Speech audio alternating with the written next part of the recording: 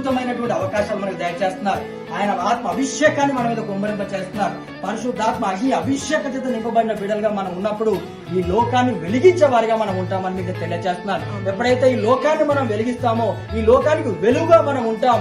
కాబట్టి అనేకమైన జనులు దేవుడు మనకి ఇచ్చినటువంటి ఆశీర్వాదాన్ని బట్టి దీవెనలు బట్టి వారు మన దగ్గరికి పరిగెత్తుకు వస్తారని వాక్యం సెలవిస్తుంది. హల్లెలూయా. అనేకులు గుర్తిస్తారు మనల్ని అని వాక్యం సెలవిస్తుంది.